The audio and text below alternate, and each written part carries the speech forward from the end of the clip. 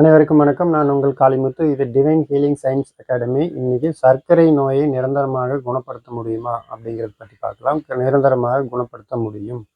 ஆனால் எப்படி அப்படின்னா, சர்க்கரை அளவுகளை கட்டுப்படுத்துனீங்கன்னா நிச்சயமா குணப்படுத்த முடியாது. என்ன அப்படின்னு பார்க்கலாம்.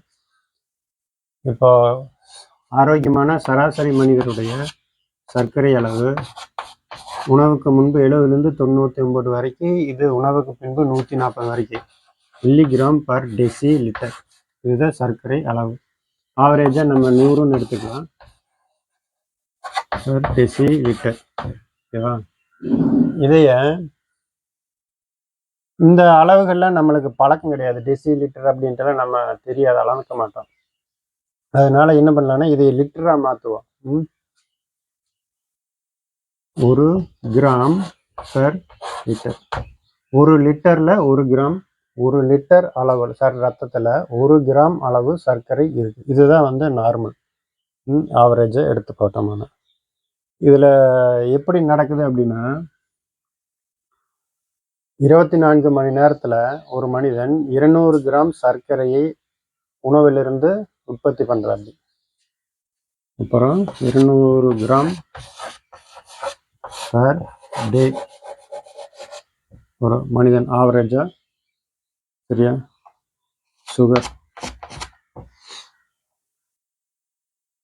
இந்த 200 கிராமுமே நம்ம ஒட்டுக்கா உற்பத்தி பண்ணுறது கிடையாது. 24 மணி நேரத்தில் கொஞ்சம் கொஞ்சமாக உணவு சாப்பிடல எல்லாம் சேர்த்து ஆவரேஜாக 200 கிராம் அளவில் கொஞ்சம் கொஞ்சமாக நம்ம உற்பத்தி பண்ணிட்டு இருக்கோம்.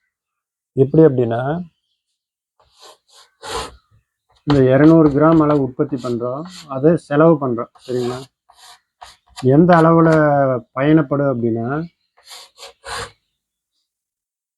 200 கிராம் ஒட்டுக்கா போகாது.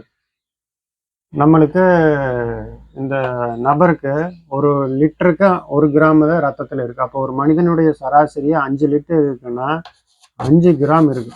இந்த மனிதனுடைய உடல் முழுவதும் 5 கிராம் சுகர் இருக்கு, ரத்தம் முழுவதுமே. இதிலிருந்து தான் நம்ம இந்த அளவுகளை எடுக்கிறோம் லேப்ல. இந்த 5 கிராம் உற்பத்தி 5 கிராமா உற்பத்தி ஆக 5 கிராம் கணக்கு கிடையாது, கொஞ்சம் கொஞ்சமாக உற்பத்தி ஆக கொஞ்சம் கொஞ்சமாக செல்கள் எல்லாமே அந்த சர்க்கரையை எரிக்க ஆரம்பிக்கும். ஓகேங்களா? இந்த செல்கள் எல்லாமே எரிக்க ஆரம்பிக்கும். இங்கே இன்சுலின் குறைபாடு இருக்கு அப்படின்னா இந்த செல்களை எடுத்துக்கக்கூடிய அளவு குறையும் அப்படிங்கிறாங்க. அப்போ தேக்க ஆரம்பிக்கும். செல்கள் எல்லாம் தேங்கி இந்த 140 அப்படிங்கிறது 180, 200, 260, 280 வரைக்கும் போயிடுன்னு வச்சுக்கோங்க. 280 டெசி லிட்டர் இந்த அளவுக்கு போயிடு அப்படின்ட்டு 2 மடங்கு. இவர் சர்க்கரை நோயாளி அப்படின்னு சொல்லுவாங்க. இந்த அளவு இருக்குன்னா அவர் சர்க்கரை நோயாளி அப்படின்னே சொல்லிடுவாங்க. இந்த அளவுக்கு சர்க்கரை நோயாளி ஆகிற காரணம் கணையம் இன்சுலின் சுரக்காதனால அல்லது குறைவாக சுரக்கிறதுனால இந்த செல்களால் சர்க்கரையை எடுத்து உபயோகப்படுத்த முடியல, காலதாமதம் ஆகுது. இது உபயோகப்படுத்துறதுக்குள்ள இங்கே 2 சர்க்கரை உருவாயிருதுன்னு வச்சுக்கோங்களேன். அப்போ கொஞ்சம் கொஞ்சமாக தேக்கம் அடையும். அதனால தான் சர்க்கரை அளவு உயர்ந்திருக்கு அப்படின்ட்டு அலோபதியில் சொல்கிறாங்க. ஆனால் நேச்சுரோபதியில் சொல்லக்கூடியது என்ன அப்படின்னா, இது அப்படி கிடையாது. இந்த 200 கிராம் இருக்குல்லவா ஒரு உணவிலிருந்து தயார் பண்ணினது, இந்த 200 கிராம் சர்க்கரையிலிருந்து கிடைக்கக்கூடிய ஆற்றல் எனர்ஜி இருக்கு பார்த்தீங்களா? இந்த எனர்ஜி எப்பவுமே உடலுக்கு தேவை. இந்த ஆற்றலை சமமாக வச்சுக்கணும். ஓகேங்களா? ஆற்றல் சமநிலை, இதுதான் மெயின் குறிக்கோள்.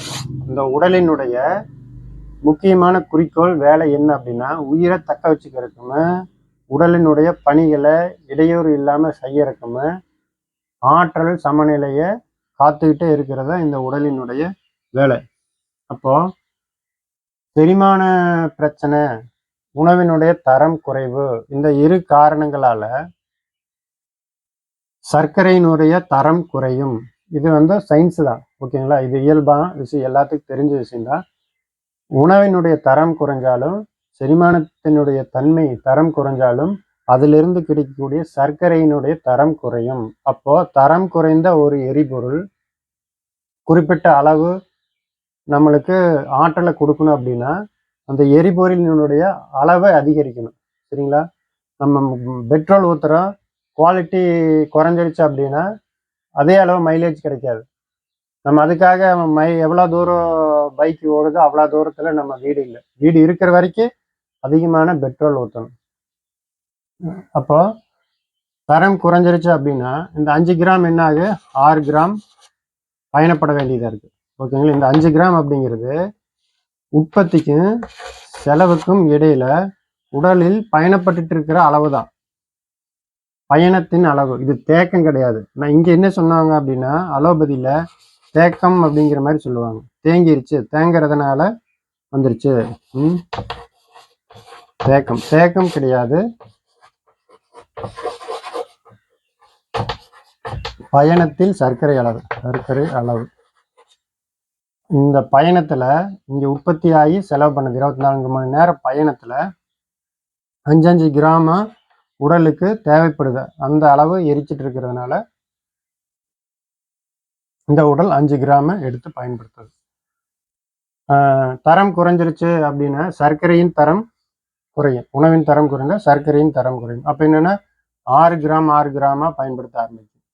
மறுபடியும் இதே தொடர்ந்து நடந்துட்டு இருந்ததுன்னா 10 கிராம் வரைக்கும் போகுதுன்னு வச்சுக்கோங்களேன். இந்த அளவு வந்துடும், 280 மில்லிகிராம் பர் டெசிலிட்டருங்கிற அளவுக்கு வந்துடும். என்ன அப்படின்னா இந்த ஆற்றலை சமநிலைப்படுத்துவதற்காக 10 கிராமா இந்த உடல்ல செலுத்தி சர்க்கரையை செலவு செய்ய வைக்குது.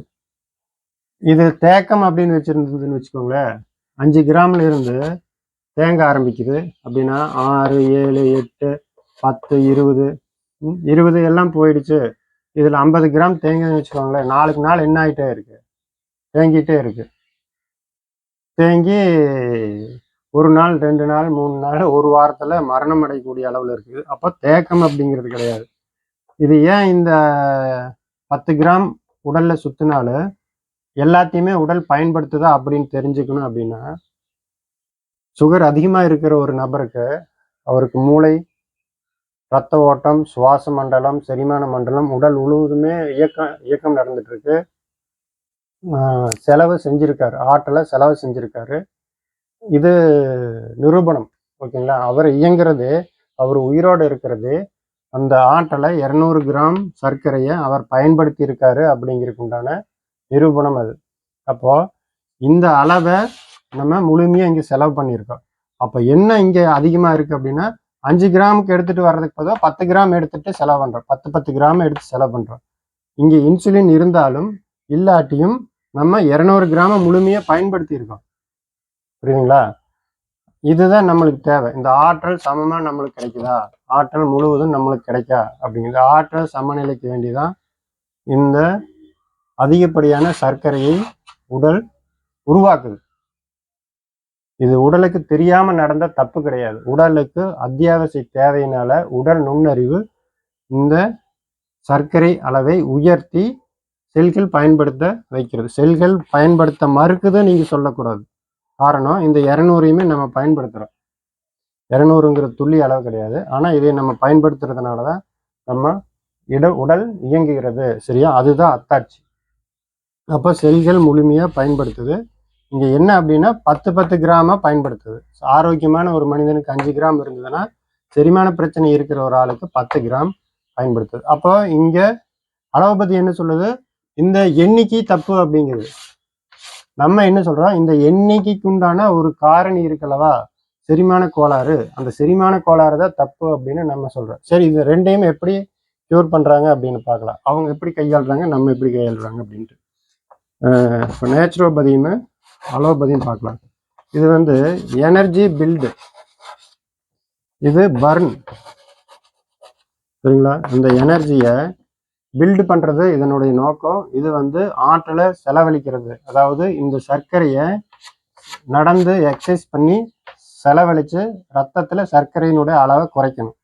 இன்சுலினை கொடுத்து இது இந்த அளவுகளை குறைக்க வைக்கணும். ஓகேங்களா? நம்ம இன்சுலின் கொடுக்கறதுனால சர்க்கரை அளவு குறையுது அப்படிங்கிறது சயின்ஸு தான், நம்ம அதை மறுக்கவே இல்லை. அது தேவையா தேவையில்லையா அப்படிங்கிறது இங்கே முக்கியம். அப்போ என்ன பண்ணுதுன்னா, இது பில்டு பண்ணுறதுக்கு உண்டான நடவடிக்கையில் ஈடுபடு, இது அந்த சர்க்கரையை எரிக்கிறதுக்கு உண்டான நடவடிக்கையில் ஏற்படும். உதாரணத்துக்கு உடல் சோர்வாக இருக்குது, நடக்கிறதுக்கு முடியாது அப்படிங்கிற பட்சத்தில் நேச்சுரோபதி என்ன பண்ணுவாங்கன்னா, ஓய்வு எடுக்க வைப்பாங்க. சரிங்களா, ரெஸ்ட்டு. இது என்ன பண்ணுவாங்க, வாக்கிங் போங்க அண்டு எக்ஸசைஸ் பண்ணுங்க, அப்போ தான் இந்த கலோரியெல்லாம் எரியும், சர்க்கரையெல்லாம் எரியும் அப்படிம்பாங்க. அடுத்தது முக்கியமான விஷயம்,